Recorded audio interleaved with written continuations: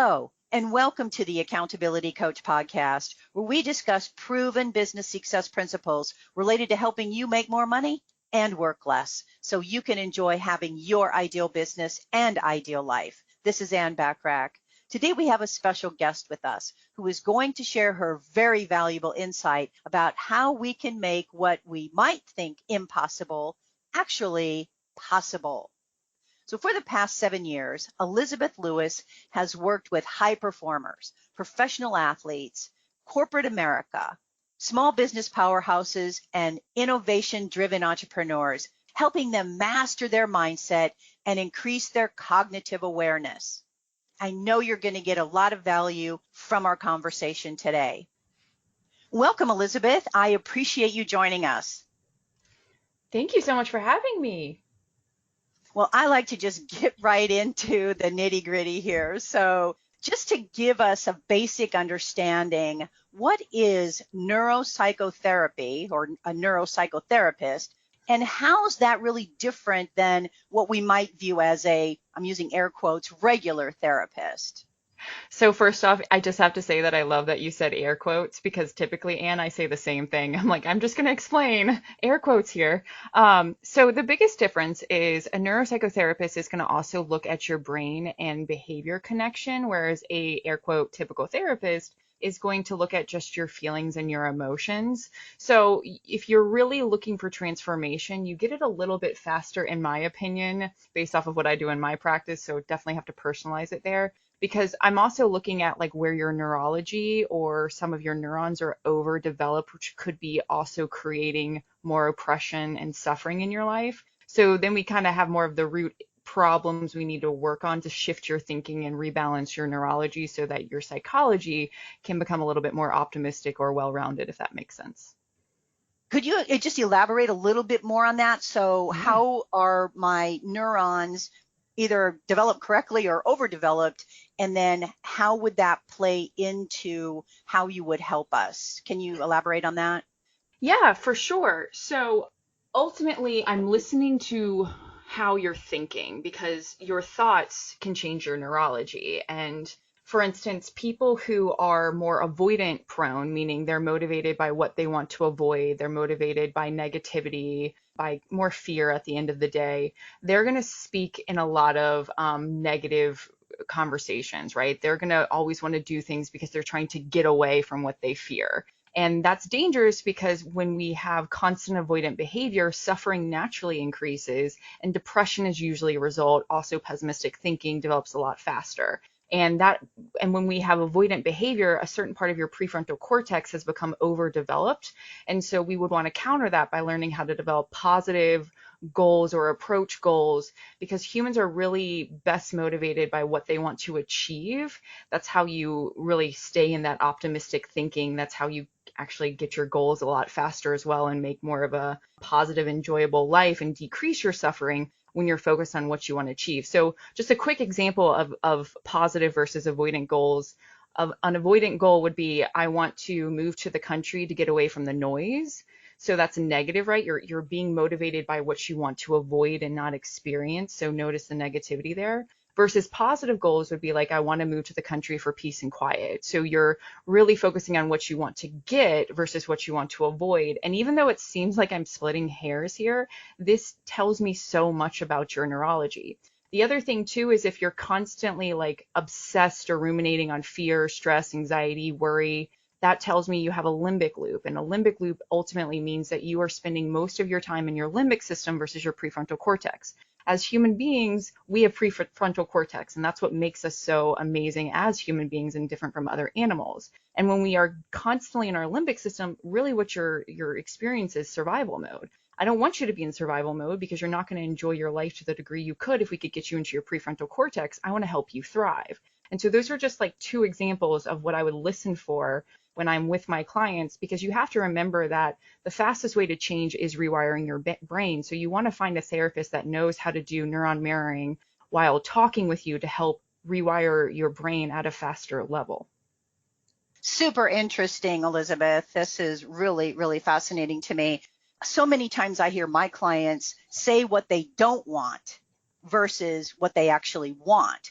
And then they wonder why they're not making any progress or getting what they want because they're constantly saying the negative side of it, what they don't want, instead of what they actually want. And I think this is really super interesting. And there's a way to actually help you rewire your brain to really go to what you want, not what you want to avoid. So Right. I'm assuming in order to do that, you have a preset set of questions to help you determine our thoughts and how we're thinking, if we're doing avoidance or, what we're actually going to. Would that be a fair statement? Yeah, I mean, some of this also depends on like what the client is wanting to achieve and where they're going to want to go. I mean, sometimes if some of their major issues are more business or, something that has to be addressed right then and there, then I might not go that direction. So all of this is very dependent on what the client wants. You have to customize everything with clients. There's not always that, one size fits all. But there's definitely things that I've learned from just doing this for so long now of where I need to go and what I need to ask based off of what they tell me and what they're struggling with. So I like to find the core issues and not deal with the symptoms, because if my clients are like me, they want to change like 3 weeks ago. And so I want to help get them that as soon as possible. Love that. Totally love that. So what are the thinking traps that we have, and why is it important for us to really know about them? Yeah, that's a great question. So we all have thinking traps, and thinking traps is just slang for the cognitive behavior therapy word, cognitive distortions. And cognitive distortions are just our automatic negative ways of thinking that happen in like nanoseconds. So you see something and you think about it. The reason we need to know the categories of the thinking traps that we most participate with is because 95% of our thoughts are the same every single day, and 1 to 99% of those thoughts can be negative, and you can have anywhere from 6 to 70,000 thoughts a day. And so maybe you can shed light to this too, Anne, but sometimes we get clients and they're like, "Oh my gosh, I keep getting surprised by this." And it's like, "Okay, draw a line in the sand, get ahead of it." If 95% of your thoughts are the same every day and you are constantly being overwhelmed by your catastrophizing thoughts, then we need to say, okay, like this is your habitual way of thinking. So instead of freaking out every time you go to worst case scenario, just understand it's your MO. It's what your brain has been trained to think like because you have essentially trained it to do that. So if you can get ahead of the ways that you think, it's easier to catch that thought and choose a different path. And in neuroscience, we call this the magical moment, which is the nanosecond before you go down that default path. So if you want to change paths, you have to kind of know your tendencies to think. Let me put this in a metaphor because I think sometimes talking about thoughts gets really like confusing and ambiguous. But if you were driving to your grocery store, you would probably take the default path to get there, the simplest, easiest path to get there, right? But if you knew that road work was happening on that route to the grocery store, you would intentionally take a different route, right? So it's doing the same thing so that we can get better results versus constantly going down the route that's going to have all of this road work and be like, "Oh, why is there road work? I'm so frustrated by this." When it's like, well, you knew about it. Let's get ahead of it and do something different. So smart, so smart to just, raising somebody's level of awareness to what these are so they can be more conscious about getting ahead of it is super important. Yes, I totally agree. I mean, that's how we can change our thoughts. It's just growing that awareness, practicing mindfulness, and really choosing different choices, which is sometimes easier said than done, but you got to start somewhere. Yeah, definitely. In many cases, easier said than done for sure. But the awareness part is what we're looking for here to help us be more aware of our tendencies that aren't serving us. Right. Exactly. Exactly. And also having the honest conversation of like, okay, this isn't serving you, but are you willing to do the work to change? Because if not, then have that honest conversation with yourself.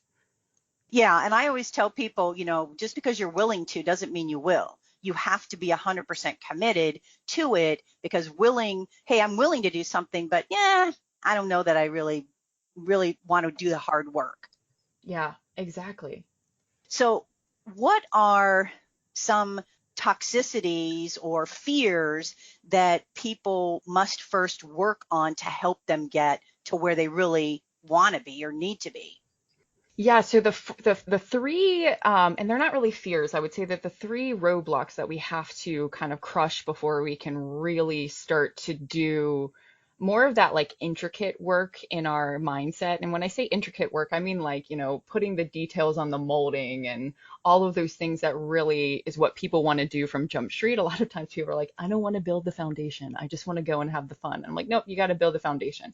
But you've got to get rid of your jealousy and envy because that's going to constantly keep you on a negative viewpoint, and you're going to be so focused on everyone else that you're going to willingly give away that bandwidth to other people where you can't do anything about it versus implementing it where you truly have control. You also have to get rid of bitterness. Bitterness, unforgiveness is so destructive. It is connected to a lot of health issues, which is unfortunate that we don't talk a little bit more about the power of forgiveness in the medical world. And then the last one is rejection. Now, rejection takes a lot of time because typically most of people's core issues stem from rejection. And before you can really get to that root of rejection, you've got to go through a lot of fears like fear of man, fear of abandonment, fear of failure, fear of discomfort. There's so many fears. I mean, I feel like every day there's a new one. But if you can break through that jealousy and envy, you can get rid of the bitterness and learn how to forgive quickly, then that right there opens you up so much more to really deal with the core issues of where you experience rejection as a child and maybe have developed some coping mechanisms or defense mechanisms that is actually creating a lot of oppression in your life. And then let's correlate that to the impact it has on us and our work and being successful. Yeah. I mean, at the end of the day, everything runs through your psychology. I mean, everything is going to run through your brain before you make a decision. And if you want to have a successful company or if you want to be successful in your best self, then you have to learn your weeds. I mean, like, let's just take an actual plant for a second. When there's like a dead vine or a dead branch on a plant, it starts to suck the life out of the living vessels, and we can't afford that. And so what do? We prune the plant. We get rid of the dead fruit. Well, we have to do the same things in our beings if we really want to reach optimal level at the end of the day. And that sometimes means having really frank, honest conversations with ourselves, seeing where we are unhealthy and dysfunctional in our thinking, because cognitive behavioral therapy is the most effective therapy out there at a 70% success rate, which is still not amazing, but it's better than the rest.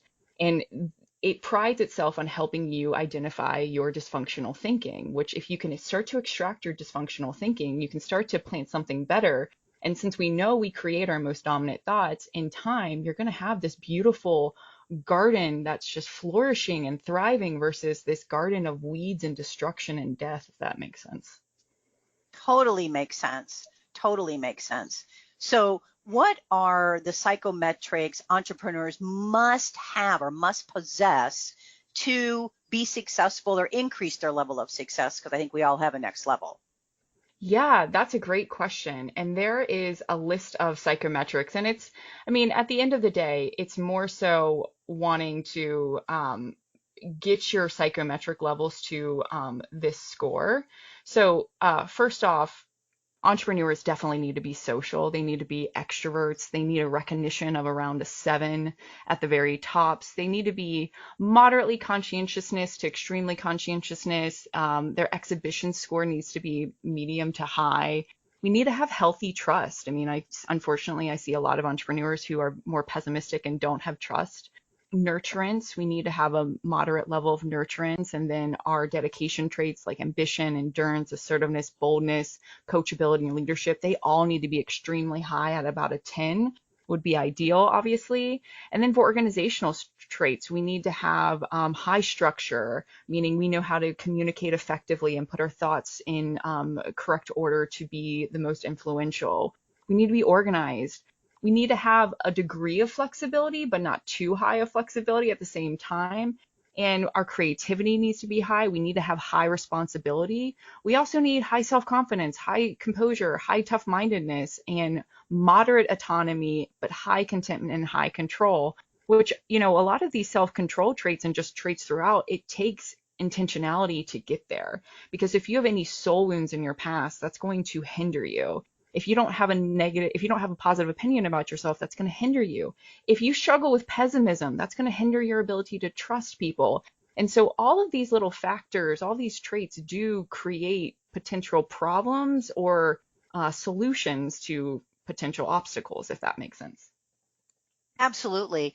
I'm just curious, is there some kind of psychometric test that we can take that lets us know at least where we are, and then you can help us like make some changes or make the changes necessary to get us to the place we need to be? Yes, in fact, there are two that I know of. One is free that I offer on my website. It's a performance development assessment, and you can, don't laugh at the link. I didn't think about it when I made it, but you can go to Elizabeth Lewis, Louis /performance dev ass. Didn't think about it. Didn't think about it when I wrote it. And then you can also pay for one. It's about $200 and it's called the Winslow Assessment. And it's one of the only assessments that actually upholds in the court of law. And so I always encourage my employers to use that assessment if they're hiring for a certain position, because you ultimately get like an x-ray of their brain, and it's awesome, especially if you have like performance development programs in your company, because you essentially not only have an x-ray of their mind, but you have agreement. It's like, okay, well, you answered these questions, so here's where you are. What are you willing to do to improve? And so you kind of can't get lied to in this situation, because it's so easy to just have people, pretend that they're better than they are, or, sell you chocolate milk when really it's just, water with chocolate in it. I haven't really heard that one before. Chocolate milk, but I'm just selling you chocolate with water in it. That's good. I like that. Um, what are the 5 personality traits that can make us the happiest, so that I think that when we're happy, obviously a lot of other things just naturally fall into place? Yeah, so it's the acronym for OCEAN. So first we have openness. So the more open you are, the better. Then we have conscientiousness. And so the more you are a selfless person, excuse me, the more you're kind of aware of your surroundings, and you want to do what's right for humanity is ideal. And then we have extroversion. So we know that the more extroverted you are, the happier you are theoretically. And then we have agreeableness. And agreeableness is interesting because what we've found is if you are less agreeable, you'll make more money. If you're more agreeable, you'll make less money, and you might be less happy because you're typically going to be struggling with people pleasing. So agreeableness, we kind of want more so in the mid range. And then the last one is neuroticism, and we want that to be very, very low, obviously. Okay. And I'm assuming there's a way to test for that as well? Oh yeah, the Ocean algorithm, or excuse me, the Ocean assessment is a huge popular personality theorist one. You could literally just Google search Ocean personality traits, and I'm sure like 100,000 of them are going to pop up for you. Wow, that's awesome.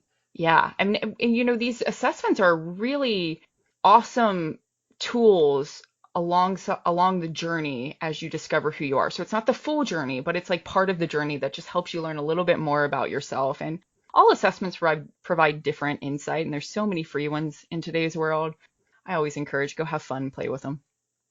Yeah, I mean, it's just really important if people want to get ahead in life. But again, it's the definition of insanity, right? Doing the same thing over and over again and expecting a different result isn't going to happen.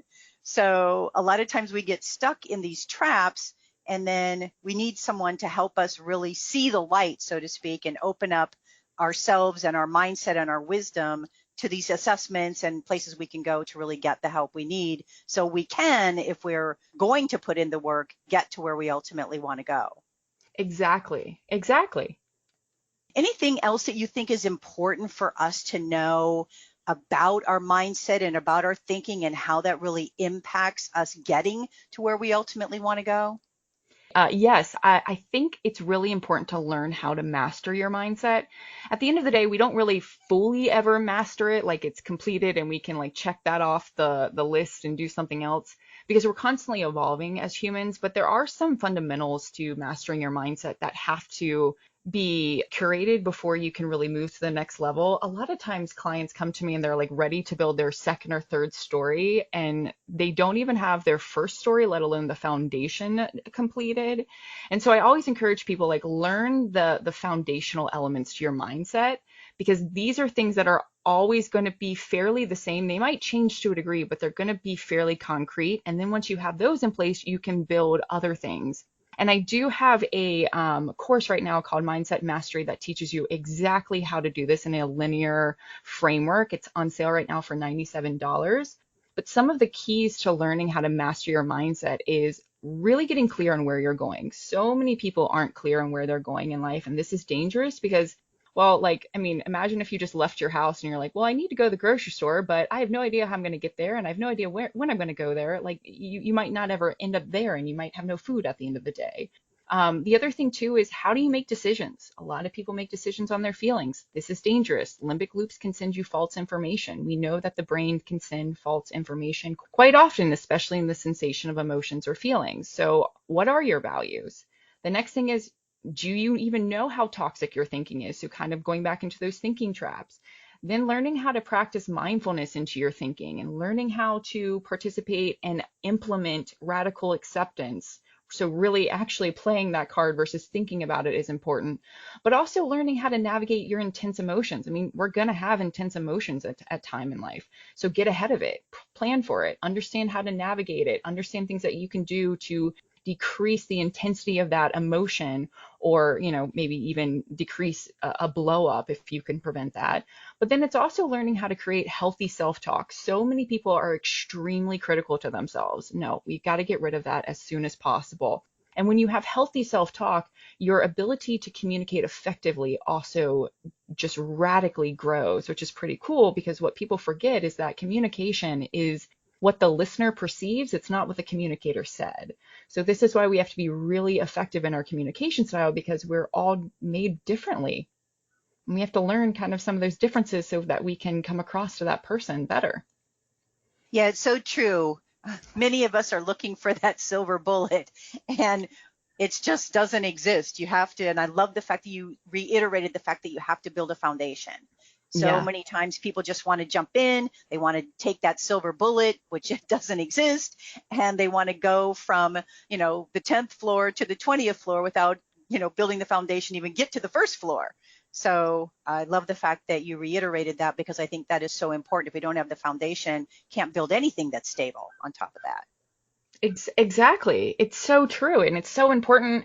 And a lot of times people are like, "Oh, I don't want to do it." You know, my program is 8 hours total, and I think it might even be a little less than that. At the end of the day, it's amazing how quickly you can collapse time when you get serious and stay focused. And the program that you're referencing, is that the Mindset Mastery program? Yes, it is. Okay, that's the $97 one. And how would I find that one? Just go to your website, elizabethlewis.com. Exactly, and it's going to be under courses.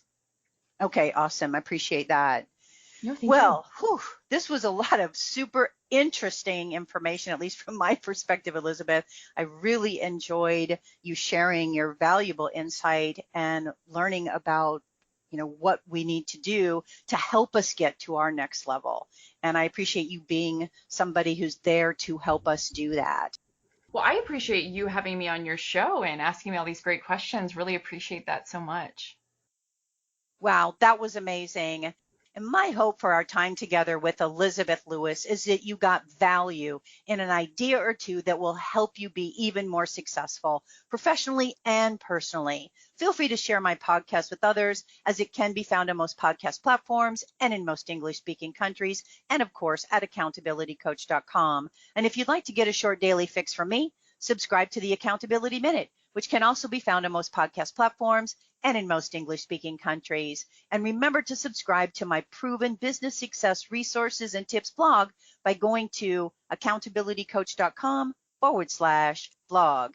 And always aim for what you want each and every single day. Until next time, make it a great day, today and every day. I appreciate you listening.